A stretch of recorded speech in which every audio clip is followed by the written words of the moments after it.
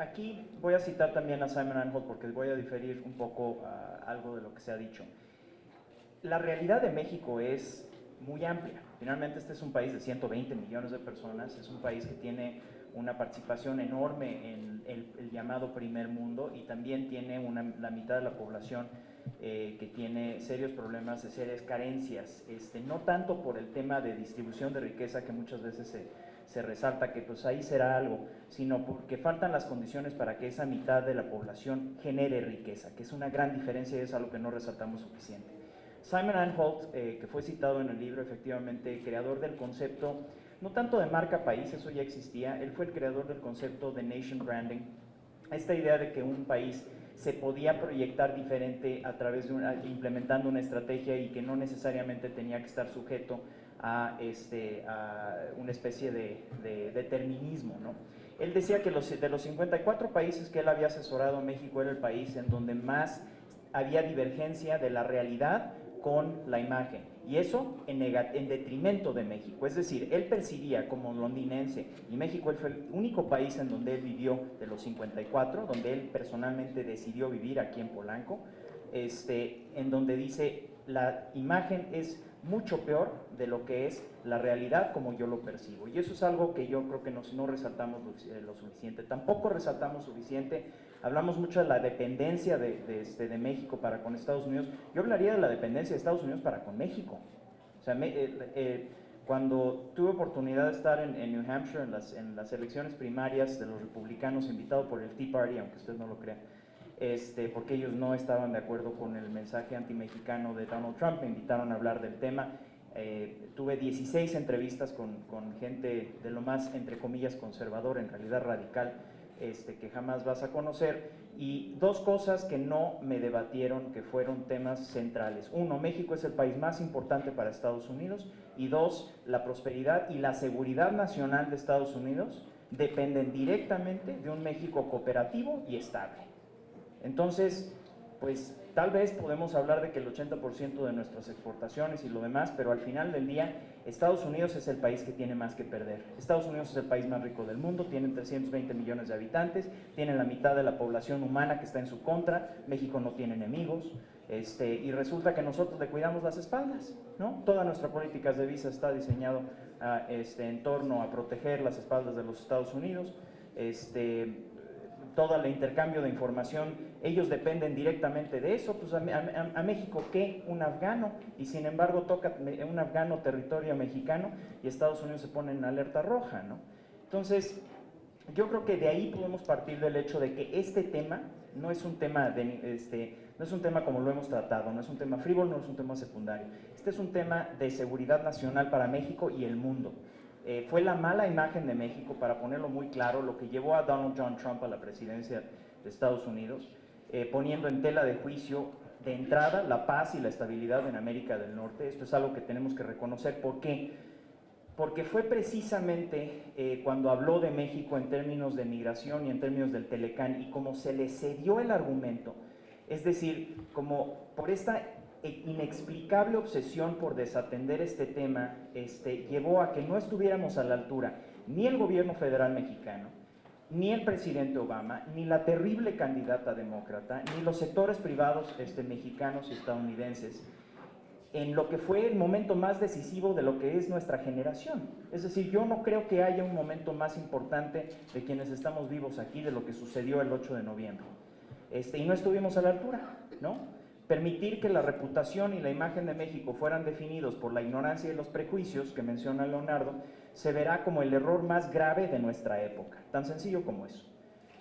En dos foros, el primero en la Cámara de Diputados, el segundo en el Club de Industriales, Leonardo nos ayudó ahí en la Fundación Imagen de México a presentar una narrativa consensuada, construida por un centenar de personas con injerencia en la proyección de la imagen del país, y la siguiente narrativa es la que surgió, y se las dejo, y por favor repítanla porque se me hace que es irrefutable. México es un país grande y diverso, líder en cultura, comercio, talento y hospitalidad. Es una potencia media, democrática, estratégicamente ubicada, cuyos principales desafíos son el desarrollo económico incluyente y la consolidación del Estado de Derecho. Eso es México, y son desafíos, no son actas de defunción. Entonces, yo creo que ese es nuestro punto de partida. México y Estados Unidos, en particular, retomando la importancia que le da Leonardo a esta relación, que pues, no, yo estaría 100% de acuerdo, es la relación por excelencia. ¿Y por qué es la relación por excelencia? No por la dependencia, porque México y Estados Unidos son los dos países grandes más integrados del planeta Tierra. Tenemos la frontera más legalmente cruzada del mundo, casi 1 millón de personas cruzan nuestra frontera todos los días, 330 puntos de entrada, de entrada y salida entre nuestros dos países, es increíble.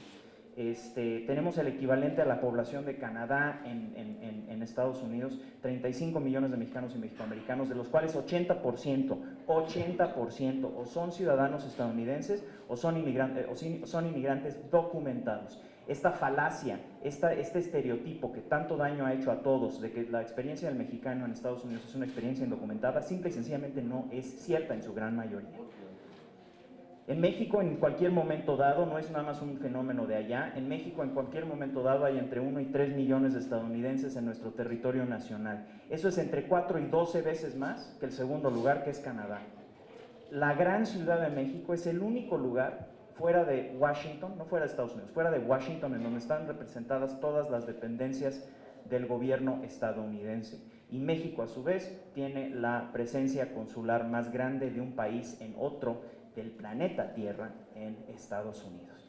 Este arroz ya se coció y vino el gobernador Abbott de Texas y tuve la oportunidad de presentarlo en un evento de la Asociación de Empresarios Mexicanos y hablaba de vecino esto, vecino lo demás allá. Le dije pues con mucho respeto, señor gobernador, no somos vecinos, somos roommates. Usted menciona, le decía, usted menciona Latinoamérica no existe, existe México y Estados Unidos. Hay más comercio entre México y Texas, nada más para que se den una idea, más comercio entre México y Texas, no entre México y Estados Unidos, entre México y Texas, que todo el comercio que existe entre todos los países de América Latina en su conjunto. Así de integrados estamos, y estamos hablando de un solo estado. Entonces, el no tener estas cifras fácilmente accesible por parte del imaginario colectivo es principalmente el desafío. Efectivamente, el hecho de que tengamos una cleptocracia que tiene un serio problema de narcodemocracia, definitivamente nos arroja una serie de capítulos espeluznantes en el hecho de que la barbarie se ha permitido proliferar en gran parte del territorio nacional. Eso es cierto y nos va a seguir sucediendo. O sea, el tema de Ayotzinapa era cuestión de tiempo, ¿no? O sea, el presidente Peña Nieto no acababa de llegar a Los Pinos cuando resulta que el mequetrefe que gobernaba Iguala era un narco, ¿quién sabe qué? O sea, eso no era nuevo, eso estaba sucediendo. Lo que es increíble es que se haya comprado casi asume el hecho de que de repente el país, todo se vuelve una especie de responsabilidad del presidente, en donde él mismo, en vez de cooperar con estas organizaciones internacionales y decirles muchísimas gracias por interesarse en el tema de derechos humanos, tenemos ambos el mismo fin, compra la bronca y efectivamente la respuesta es extremadamente carente de contundencia y efectivamente queda México hasta peor parado. Quisiera nada más repasar unos cuantos elementos del libro para que lo conozcamos mejor. Habla Leonardo de que efectivamente México se volvió el chivo expiatorio. Evidentemente eso sucedió, el chivo expiatorio de los Estados Unidos de los problemas. Nada de esto es nuevo, finalmente esto es Alemania de los años 30, el chivo expiatorio fueron los judíos, siempre hay un chivo expiatorio, en este caso los judíos del siglo XX en Estados Unidos estamos siendo los mexicanos, eso queda perfectamente claro. Menciona Leonardo el hecho de que la reputación de un país no es un asunto de mercadotecnia, eso es cierto, hay un elemento mercadológico en la proyección de la imagen. Y de hecho hay ámbitos legítimos en donde un país utiliza la mercadotecnia para venderse, especialmente en el tema de turismo.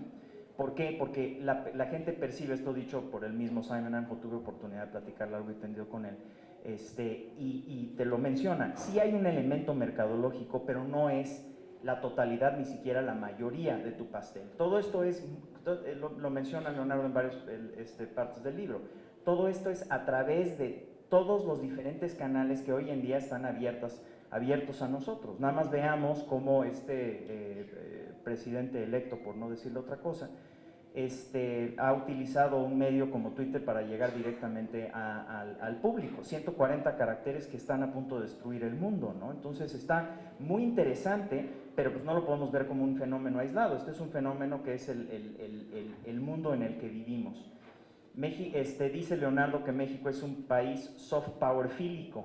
Eso es un tema que no lo vi suficientemente repetido en tus libros. Se me hace que lo podrías registrar, porque ese es un gran concepto y coincido. México, al final del día, México es un pueblo muy generoso y es un pueblo muy bondadoso en su gran mayoría. Desafortunadamente hemos permitido que los malos anden pululando por doquier, pero como pueblo tiene una raíz extremadamente generoso y bondadoso, y por ende es un país que tiene una filia para el soft power. Me encantó ese uso de la terminología. Dice Leonardo, que Salinas quiso presentar un México abierto, competitivo y democrático, sin embargo fracasó. Fracasó y no, porque gracias a ese esfuerzo al principio se sacó el Tratado de Libre Comercio, que era su objetivo. Entonces, y de hecho hoy hasta cierto punto todavía medio vivimos de esas migajas que quedaron, a pesar de lo que tú mencionas perfectamente bien, que gran parte de ese capital se perdió en 1994 cuando tuvimos el magnicidio y eventualmente el error de diciembre. Pero yo creo, yo matizaría, y de hecho yo diría que tal vez de los grandes fracasos, ahora sí fracasos, u omisiones en las épocas más recientes, es el hecho de que no se entendió el esfuerzo que hizo Salinas con el empresariado cuando cabildearon a favor del Tratado de Libre Comercio en 91, 92 y 93, cuando se invirtió 15 millones de dólares por parte de Los Pinos, 15 millones de dólares por parte del sector empresarial, y sí se revirtió el número que querían revertir. Para todos aquellos que todavía piensan que no es efectivo, bueno, les tengo noticias, sí es efectivo. Se revirtió en esa época los números, es decir, empezamos con en la opinión pública, 70% de los estadounidenses en contra del Telecán. Acabamos, después de ese esfuerzo de 30 millones de dólares, que hoy serían el equivalente como a 60 millones de dólares, mejor conocido como básicamente una hora de, no menos, sí, como una hora de comercio entre los dos países, es decir, nada. Se revirtieron los números, fue 30% en contra, 70% a favor. En ese momento se remite a la votación en la Cámara de Representantes en Washington y gana con una abrumadora mayoría. Entonces, de que se puede, sí se puede. Y se me hace increíble, literalmente increíble, que tengamos a una sobrina consanguínea del presidente Salinas, que independientemente de lo que uno piense acerca de su sexenio, yo estoy hablando nada más de este capítulo, que no se haya recogido esta experiencia y que no se haya repetido en el momento más crucial de la historia moderna, por lo menos en términos de las relaciones internacionales. No acabo de entender por qué, no acabo de entender por qué este pecado de omisión que permeó toda la clase política mexicana, todo lo que es el sector empresarial mexicano y el estadounidense. Retomando algunos de los demás temas para finalmente cerrar con la conclusión del mismo Leonardo, habla cómo se aprecia de que México está dentro de la lista de países que son antagónicos para con Estados Unidos, ¿no? Entonces nosotros estamos un poquito arriba de Cuba, pues Cuba prácticamente los lleva a la Tercera Guerra Mundial, y de Cuba no depende nada de Estados Unidos, es una isla de 10 millones de personas. O sea, no es tan relevante, no cuida sus espaldas, de ninguna manera cuida sus espaldas, no hay, y sin embargo, efectivamente estamos en ese grupo, estamos a la altura de Rusia. Ustedes saben que bueno, ahí les va un dato. El Producto Interno Bruto de México y el Producto Interno Bruto de Rusia son exactamente iguales en este momento, 1.1 trillones en inglés, perdón, sí, trillones en inglés, billones en español, 1.2 para Rusia en este momento. Entonces, ¿qué necesitamos hacer? ¿Necesitamos salirnos del Tratado de No Proliferación de Armas Nucleares? Porque poder sí podemos, tenemos tecnología nuclear. O sea, ¿realmente ese va a ser la moneda de cambio para con Estados Unidos? ¿Por qué Rusia recibe un respeto profundo y literalmente cientos de miles de millones de dólares de gasto para el trato con Rusia, sea bueno, malo, regular, y México no logra obtener ese mínimo nivel de respeto? Yo creo que es un problema de creérsela. Yo creo profundamente que el problema principal es que los mexicanos mismos de entrada no conocemos, no sabemos lo que realmente es nuestro país.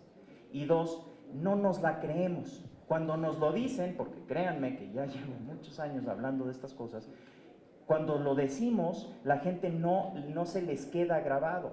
Entonces no estamos hablando con seriedad.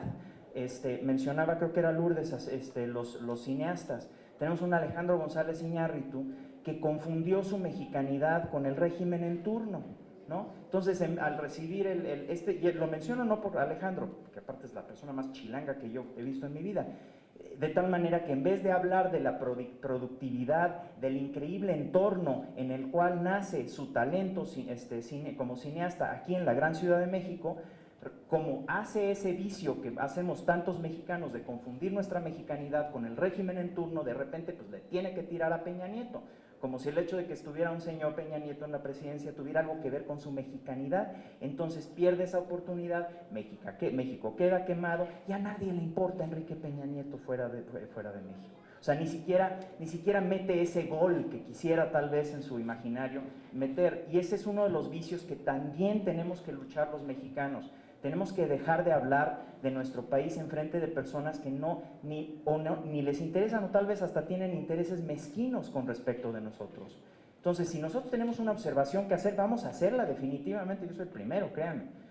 Pero definitivamente no podemos estarnos metiendo el pie en frente de personas y dándole, de hecho, carne de cañón al mismo Donald Trump y a sus semejantes.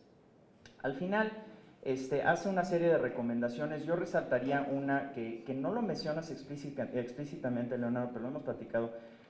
Cuando hablas de generar contenido, que ese es uno de los elementos importantísimos, o sea, yo creo que de todo este ejercicio, lo más y más importante es la recomendación de generar en todas las diferentes plataformas. Necesitamos estar generando contenidos, necesitamos estando diciendo ya chole con las series las narcoseries y demás. A ver, o sea, ¿qué pasó? ¿No? O sea, y aparte muchas de estas hasta las hacen con beneficios fiscales, o sea, no, es repugnante todo eso.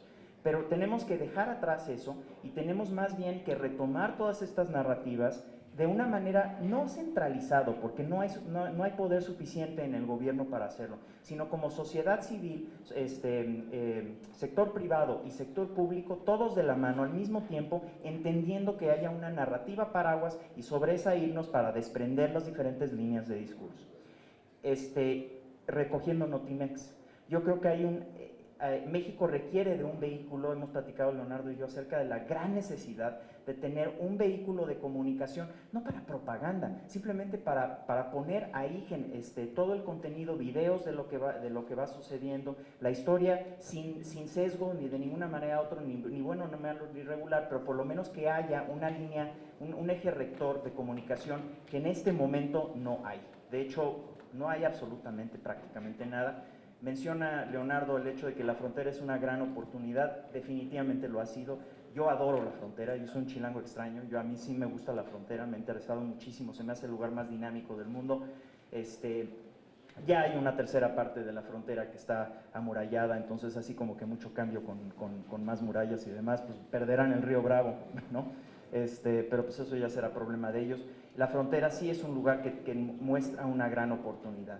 Y cierro con este tema que mencionas, Leonardo. A mediano plazo el país tiene que también hacer un esfuerzo por demostrar que hace una contribución decisiva en el perímetro de seguridad en América del Norte y que somos relevantes para mantener el estilo de vida y la confiabilidad de la región. No lo podemos decir más. Por alguna razón el gobierno, o sea, desprecia su carta más fuerte. Desprecia el hecho de que todos los días México le cuida las espaldas a los Estados Unidos y eso tiene que estar en la mesa de negociación. Nuestra política de visas, todo lo que nosotros hacemos todos los días tiene que estar en esa mesa de negociación. Tiene que estar en la mesa de negociación la operación de la DEA y el FBI aquí en territorio nacional. Yo hasta me cuestiono si podríamos tener a una DEA y FBI que, por cierto, le reportan al Departamento de Justicia que va a estar en manos de Jeff Sessions, que es un racista antimexicano abierto. O sea, aquí no hay, o sea, no hay secreto. ¿Cómo vamos a entrar en una dinámica? Creo que en esto no se ha hablado suficiente. ¿Qué vamos a hacer? Porque toda nuestra política exterior respecto a Estados Unidos ha nacido de la idea, ha sido plasmada sobre la idea de que nuestros intereses convergen, y yo creo que convergen. El único problema es que con estas personas al frente no estoy tan seguro. Yo no sé si puedo permitir que haya agentes de personas así dentro de mi país operando, ¿no? Entonces, todo esto tiene que estar en la mesa de negociación, es hora de creérnosla, y yo creo que este esfuerzo es fundamental. Mencionabas, Lourdes, el hecho de que todas las fuentes prácticamente son en inglés. Tienes toda la razón, hay muy poco material, y esta es una gran aportación, no nada más por la necesidad en sí de tener más material en español y escrito desde la perspectiva mexicana, sino aparte del hecho de que está tan bien documentado y tan bien pensado y tan bien escrito como lo hemos venido esperando de Leonardo Pulso. Muchas gracias.